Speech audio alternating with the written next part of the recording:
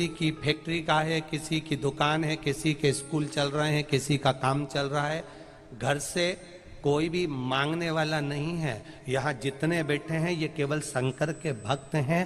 कुछ ना कुछ बाबा से मांगने आए और बाबा ने किसी ना किसी को दे दिया तो कथा सुनने के लिए आए हैं। यहाँ कोई, बाबा सबको दिया, सब, कोई खाली नहीं, कोई खाली नहीं, सब भरा हुआ। एक बिस्कुट का पैकेट दे तो ये सोचकर मत देना कि किसी भिखारी को दे रहे हो, ये सोचकर देना आज मेरे शंकर भगवान को खिलाने का मौका मिला है, मैं शिव जी को खिला रही हूं। एक पूड़ी और सब्जी का पैकेट भी दे तो सोच कर देना कि शंकर पार्वती को खिला रही हूं।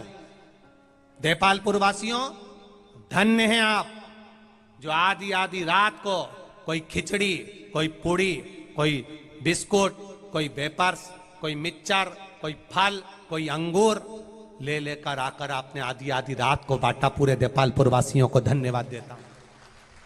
साधुता है आपकी, जो आपने समर्पण किया, जो आपने समर्पण किया, साधुता है आपकी।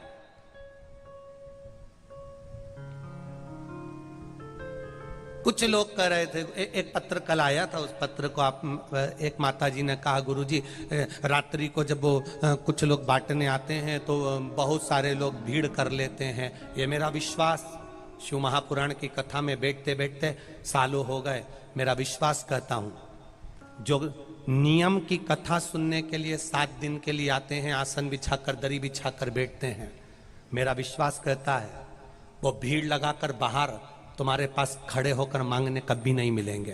वो अपनी जगह पर ही बैठे रहते हैं। देने वाला आता है तो अंदर आकर उनको देकर जाता है। भीड़ तो दूसरे लगा लेते हैं।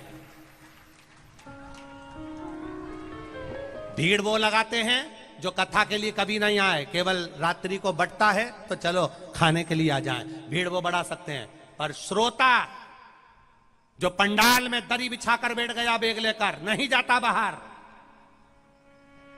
उज्जैन महाकाल की धरा पर शिव महापुराण की कथा हुई। कथा इधर हो रही थी, रोड के पार भोजन था।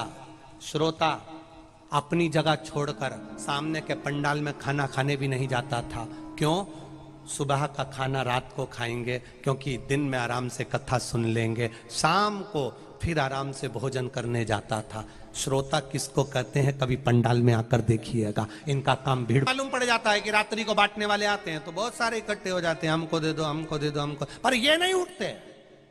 जो श्रेष्ठ श्रोता है वो अपना जगह नहीं छोड़ता। आपका मन है तो आप आकर, वो तो अगर आप बिस्कुट भी बांट रहे हो तो हाथ भी नहीं उठाते, वो तो देर हो गए तो झोली में डालकर चले गए तो ले लिया, नहीं तो जाओ। उसका भजन मूल है, उसका शिव तत्व मूल है, उसका कीर्तन मूल है, उसको मतलब ही नहीं है।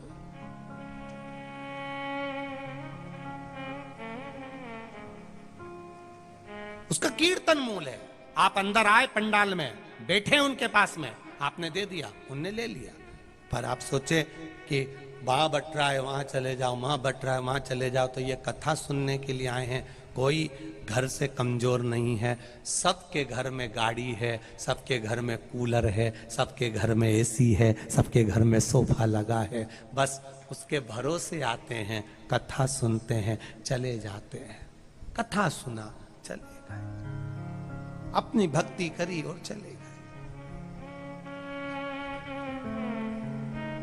भजन किया और चले गए। इसीलिए कथाओं में ज्यादातर वीआईपी पास की व्यवस्था हमने बंद करवा दी है, क्योंकि वो लोग आके बैठ जाते हैं और आपका कोई वीआईपी आता है, आप उनको उठा देते हो तो हमारा मन दुखता है। शिव उठे हमें पसंद नहीं आता। इसलिए वीआईपी पास की व्यवस्थाएं कथाओं में बिल्कुल बंद सी करवा दी कि आपके रिश्तेदार हैं, 1 बजे कथा चालू होगी, आपके रिश्तेदारों से कह दो 10 बजे आके पंडाल में बैठ जाओ। मालूम पड़े आखिरी में बिंदा बिंदी लगा के 2 घंटे तक धागे से लाइन खिंचवा के फिर आए तो क्या मतलब कि कथा सुनने आई।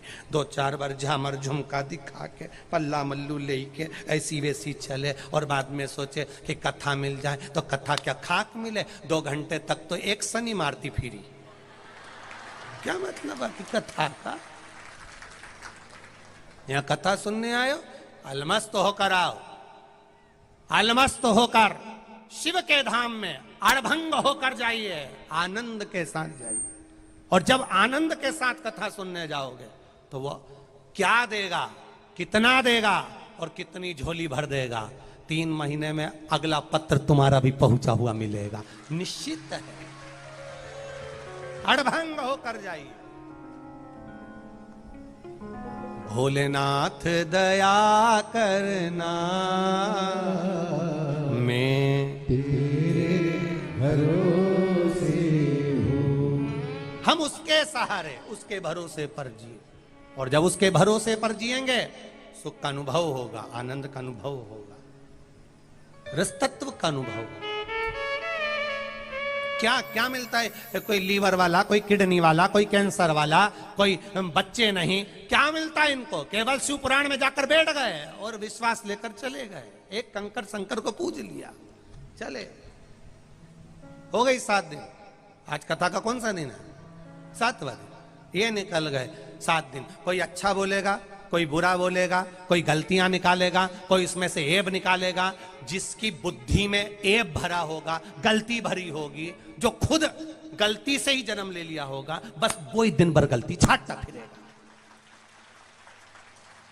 और जो अच्छा है, जिसने जिंदगी में अच्छा ही देखा, अच्छाई से पैदा हुआ, उसने पूरी कथा में अच्छा देखा।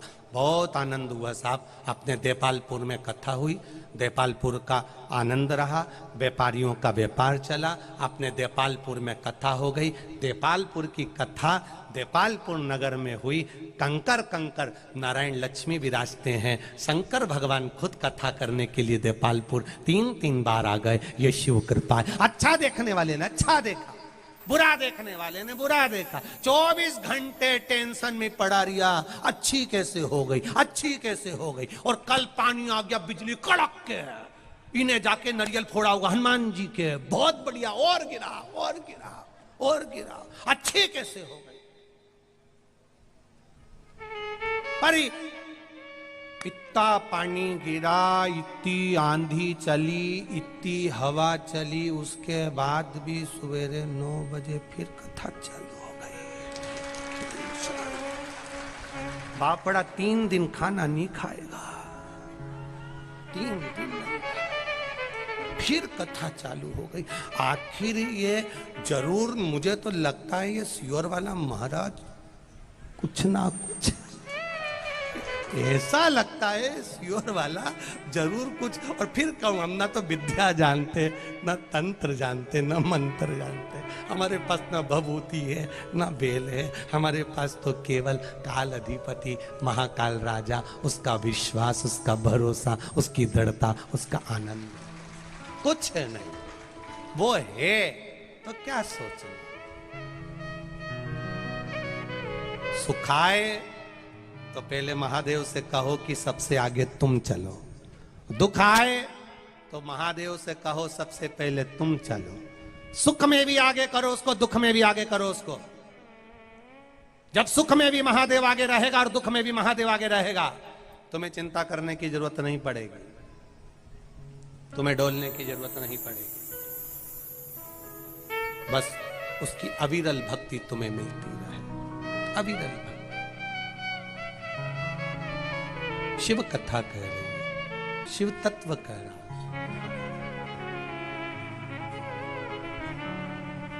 आपकी भक्ति, आपका विश्वास, आपकी दृढ़ता मूल बन जाए। शिव कथा वर्णन कर रही है माता प्रसूति ने। माता प्रसूति माता देवहूति को ज्ञान प्रदान करती हैं और देवहूति माता के गर्भ से एक पुत्र का जन्म होता है जिसका नाम कपिल देव होता है। सुंदर। कहा मां, सबसे सुंदर अवस्था है, कपिल देव अपनी माता देवहूति को ज्ञान दे रहे हैं, सबसे सुंदर अवस्था है मां, सबसे सुंदर मां। लोग कहते हैं बुढ़ापा बेकार होता है। कपिल देव जी महाराज अपनी माता देवहूति को ज्ञान दे रहे हैं, क्योंकि माता प्रसूति से देवहूति ने जो सुना था, उससे जो संतान हुई थी वो ज्ञानी संतान हुई थी। मां, दुनिया के लोग कहते हैं बचपन अच्छा रहता है, जवानी अच्छी रहती है, बुढ़ापा बेकार रहता है। कपिल देव जी महाराज अपनी माता देवहूति से कहते हैं बुढ़ापे से बढ़िया कोई सुख नहीं है मां। हाथ थर थर कांपता है, हाथ में माला पकड़ लो, एक मनके की जगह दो खसक जाते हैं। राम जी को 2 मनके का फल देना पड़ता है, 2 मनके का फल देना पड़ता है। बुढ़ापा आता है मां, मुख में से दांत चले जाते हैं, केवल जिह्वा रह जाती है, वो भी भजन के लिए रहती है।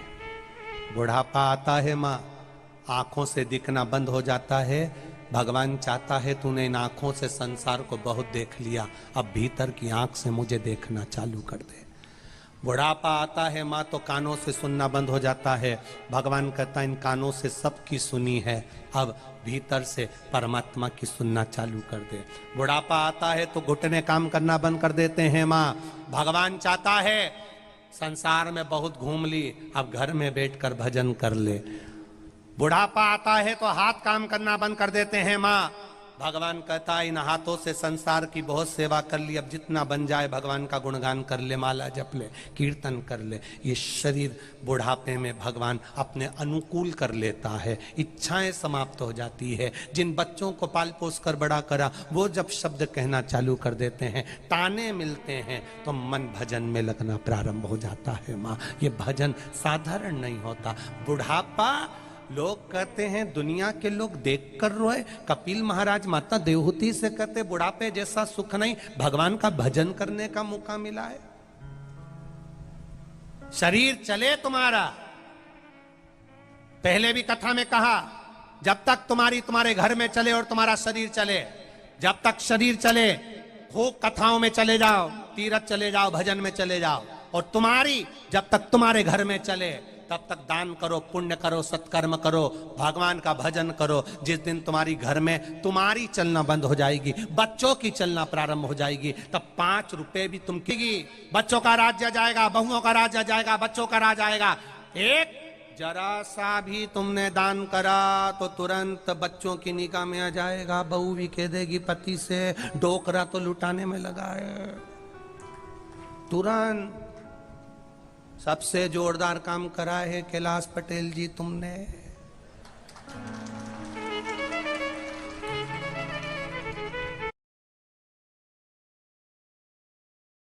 तुम्हारी चले सत्कर्म कर लो, जब तक तुम्हारी चले भजन कर लो, जब तक तुम्हारी चले दान पुण्य कर लो, संकीर्तन कर लो, कीर्तन कर लो, और जब तक तुम्हारा शरीर चले तब तक कथा, भगवान, सत्संग, मंदिर, देवालय सब दूर जा। जिस दिन बच्चों की चलना चालू हो गई उस दिन हालत खराब, कोई नहीं करने देगा दादा। तुम्हारा मन होगा शिव पुराण करा लूं एक बार, मन में आ रही है मेरे, शिव पुराण करा लूं, मन में आ रही है। इतने में छोरा बोल दिया फसल नहीं आई है, घाटा लग गया है, फालतू की बात मत करना। तो फिर पिताजी ये भी नहीं कह सकते फिर गाड़ी 4 व्हीलर क्यों खरीद के लिया है इतनी महंगी 25 लाख की? 25 लाख की गाड़ी ले आया और छोरा के घाटा लग गया, कथा नहीं होगी, सत्संग नहीं होगा, भजन नहीं होगा, सत्यनारायण जी की पोथी नहीं बचेगी, नहीं लाना, भंडारा नहीं होगा, भोजन नहीं होगा। सामान करोड़ों का इकट्ठा करते गए और भगवान का भजन कम करते गए, तो वो मूल तत्व क्या है?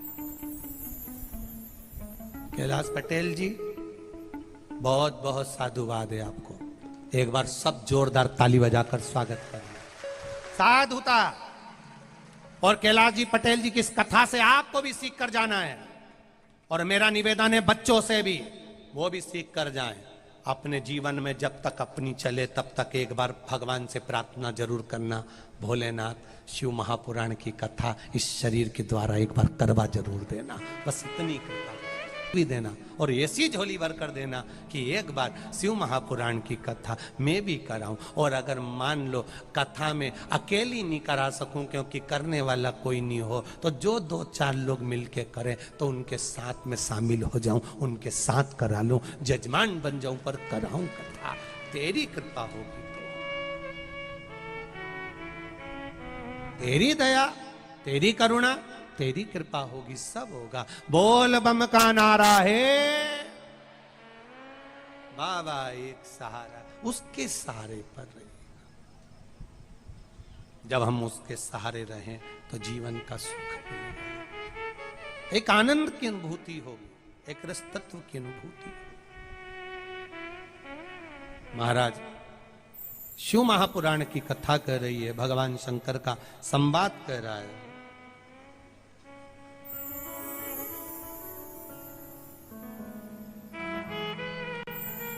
बस उसके स्मरण में, उसके भजन में जब चित्त लग जाए तो आनंद अपने आप बन जाए, अपने आप।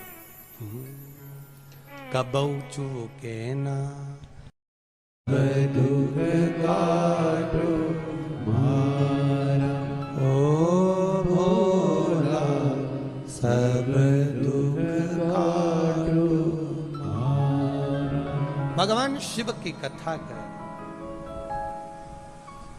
प्रसूति माता ने जैसा ज्ञान दिया देवहूति को, वैसा ज्ञान प्राप्त कर कर पुत्र की प्राप्ति हुई है कपिल देव जी महाराज। बड़े विद्वान जिन्होंने अपने माता पिता को ऐसा ज्ञान दिया, माता देवहूति को, माँ भगवान की भक्ति में जुड़ गई, माँ भगवान के भजन में लग गई, भगवान की कथा कर रही, शिव कथा कर रही। कहीं अच्छा ज्ञान मिले, कहीं श्रेष्ठ सत्संग की अनुभूति हो जाए, कहीं श्रेष्ठ ज्ञान मिल जाए, तो वहां बैठकर 2 क्षण का, थोड़ी देर का ज्ञान अवश्य प्राप्त करना चाहिए। पंडाल में, कथा में, विद्वानों के पास बैठकर मिला हुआ ज्ञान एक ना एक दिन तुम्हारी दुख की घड़ी में साथ दे देता है, पर रोड पर चलते हुए, चौराहे पर खड़े होकर मिला हुआ ज्ञान तुम्हारे को कहीं काम नहीं आएगा, उल्टा खड्डे में डुबा देगा। ये जो रोड पे खड़े होके ज्ञान देते रहते हैं ना, दांत में तीली घुसेड़ घुसेड़ के और ज्ञान देते रहे, बस ये ज्ञान तुम्हारा किसी काम का नहीं रहेगा। और उल्टा, अरे छोरा कौन सी मोटरसाइकिल ला रहा, ये वाली, अरे तेरे बाप के पास खूब पैसा, थोड़ा अच्छी ला, इतनी सीसी की लिया, और मुंडा में दांत। ये जो ज्ञान चौराहे पे मिले, रोड पे मिले, ये किसी काम का नहीं है। ये तुमको ले जाके एक ना एक दिन खड्डे में डाल देगा। जो ज्ञान कहीं पंडाल में बैठकर, कथा में, सत्संग में, गुरु के पास शरणागति में मिले, वो ज्ञान तुम्हारी जिंदगी सवार दे, वो ज्ञान जिंदगी। राम जी को और रावण को, दोनों को ज्ञान मिला था। राम जी को जो ज्ञान मिला था, वो ज्ञान में जितने भी मिलते थे, वो एक ही बात कहते थे, आप चिंता मत करो, शिव जी है, भगवान है, भोलेनाथ जी है, राम जी आप चिंता मत करो, आप तो शंकर भगवान के शिवलिंग की पूजन करो, सब होगा, समुद्र में भी रास्ता मिल जाएगा। अगर वो साथ है तो एक ज्ञान देने वाले ये जो ज्ञान दे रहा, एक रावण को ज्ञान देने वाले थे। रावण ने अपने गुप्तचरों से पूछा, बताओ इतनी बड़ी सेना राम जी लेकर आ रहे हैं, क्या होगा? तो गुप्तचर बोले कोई टेंशन मत लो, अपन सब राक्षस है।